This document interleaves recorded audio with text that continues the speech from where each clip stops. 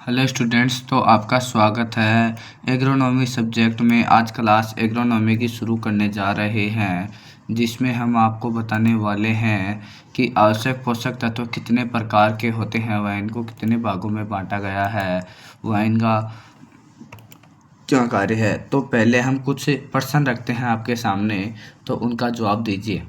पहला प्रश्न है, पौधों को अपना जीवन चक्र पूर्ण करने हेतु आवश्यक पोषक तत्वों की आवश्यकता होती है। कितने आवश्यक पोषक तत्वों की उनको अपने भोजन में ज़रूरत पड़ती है एवं जीवन चक्र मतलब जब तक वह जीवित रहते हैं। तो इसमें आएगा 21 पोषक तत्व होते नहीं हैं, तो इसमें आएगा 17वां पोषक तत्व है, क्योंकि पोषक तत्व 17 होते हैं। उसके बाद नीचे चलते हैं, निम्न में से क्रियात्मक पोषक तत्व का उदाहरण नहीं है। तो SI है, CO है, Na है, निकल नहीं है, निकल नहीं है। फिर हम चलते हैं, 17वां पोषक तत्व कौन सा है? 17वां पोषक तत्व अभी आया है ना, निकल। इसको याद कर लेना। फिर चलते हैं हम पोषक तत्वों का वर्गीकरण। पोषक तत्वों का वर्गीकरण, संरचनात्मक पोषक तत्व ये ऐसे पोषक तत्व होते हैं जो पौधों की संरचना में विशिष्ट भूमिका निभाते हैं। किसी विशिष्ट भूमिका निभाते हैं। पौधों का लगभग 95 से 96% भाग इन्हीं पोषक तत्वों से मिलकर बना होता है। एग्जाम्पल, कार्बन 45%, हाइड्रोजन 5 से 6%, ऑक्सीजन 45%। वृहद पोषक तत्व कौन से? नंबर 2 पोषक तत्व। पहले पोषक तत्व था संरचनात्मक पोषक तत्व, फिर दूसरा पोषक तत्व है वृहद पोषक तत्व। ये पोषक तत्व होते हैं जिनकी पादपों को अधिक आवश्यकता होती है। Example, hydrogen, oxygen, nitrogen, potassium, cobalt, magnesium, sulphur वह अन्य। वृहद पोषक तत्वों को 2 भागों में बांटा गया। कितने भागों में? 2 भागों में बांटा गया है। 2, ऐसे नहीं, ऐसे 2 भागों में बांटा गया है, नहीं लिखा। फिर हम आगे चलते हैं, कितने भागों में बांटा गया है? 2 भागों में। फिर हम आगे चलते हैं, प्राथमिक पोषक तत्व प्राइमरी न्यूट्रिएंट। फिर हम चलते हैं, प्राथमिक पोषक तत्व वो होते हैं जिनकी पादपों को आवश्यकता 1 ppm से ज़्यादा होती है, मतलब 1 ppm से भी अधिक होती है।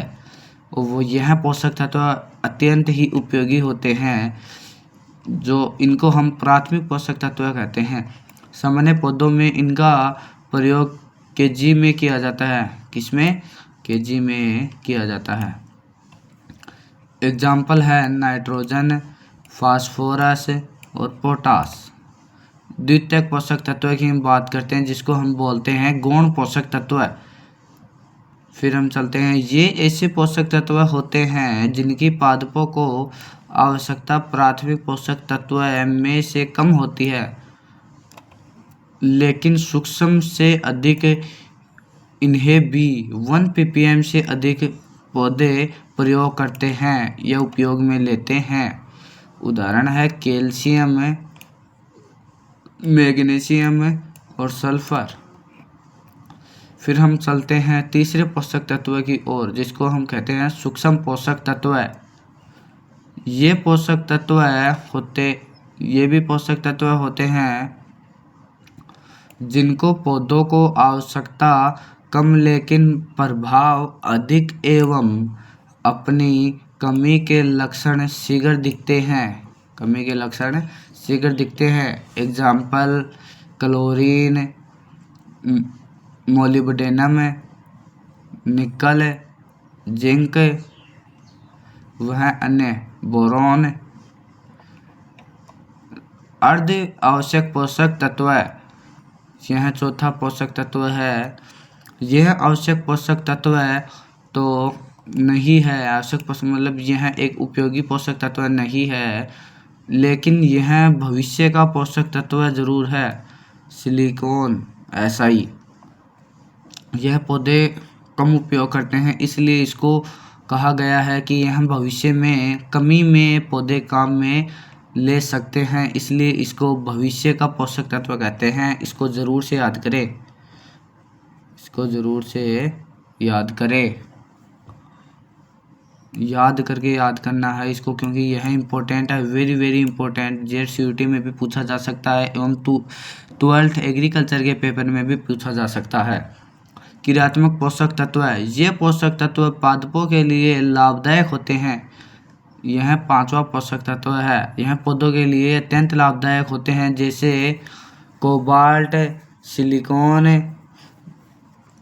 वेनेडियम और Na।